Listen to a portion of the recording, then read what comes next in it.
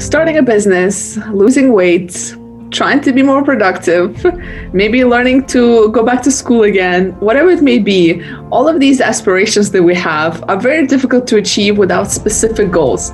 And one thing we've always all heard about is the SMART goals.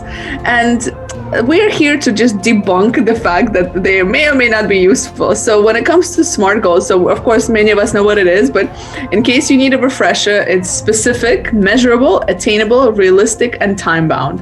And I don't know about you, Yvonne, but I have struggled with SMART goals because there's some aspects that they might work for, but many things, including personal sort of goals and achievements, they often don't work. And I'm curious, because I know you know about this topic quite a bit. So why isn't it that these SMART goals, as realistic and attainable as they may be, don't actually bring results? I have heard, in fact, the story that for some people works, for some people do not. It doesn't work at all.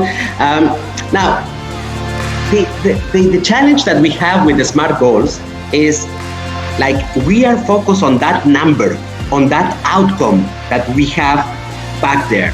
And in brain science, we already know that the fact that when something is a little bit hard to be achieved, the brain doesn't process it really nicely, and there is too much change, and then suddenly the motivation goes on the floor. So you mentioned, for instance, this story about losing weight, the famous one that everybody has at least once in their life.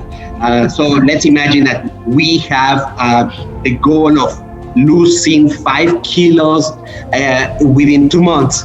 So we are so focused on that story, so we start going to the gym. And we realize the efforts that there is behind that, and suddenly the motivation comes because the brain doesn't like so much change, and we simply drop it. So the fact that it is focused on that specific number makes us a little bit like it's too unrealistic because it demands too much effort, too much of us in order to be attained.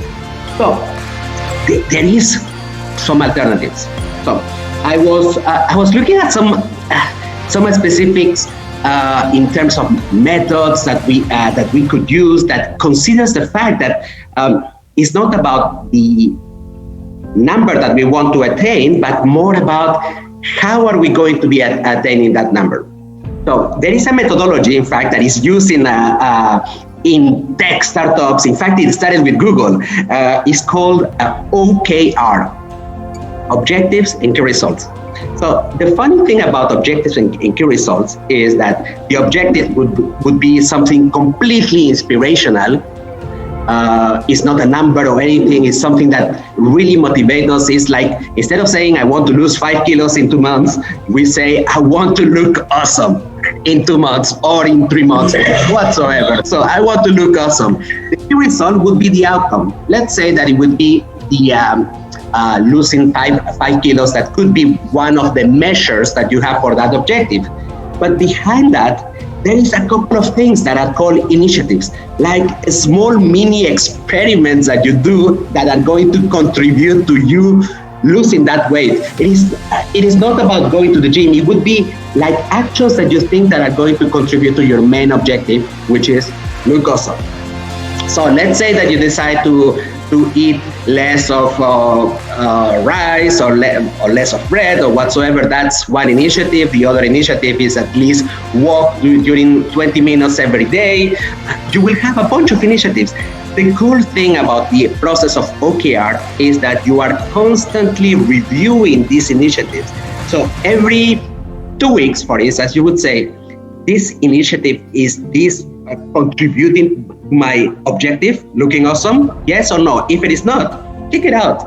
You can replace it by something else. So you are, in fact, in a continuous experimentation, and you are focused not on the outcome, you are focused on the how you reach that. In fact, the outcome is the famous Simon Sinek story, is the why you are doing that, looking awesome.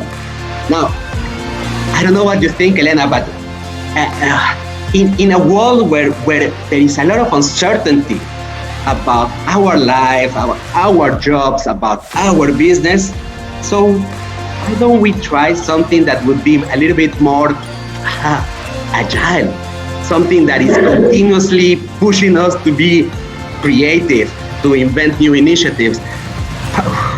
Wouldn't it work? What do you think?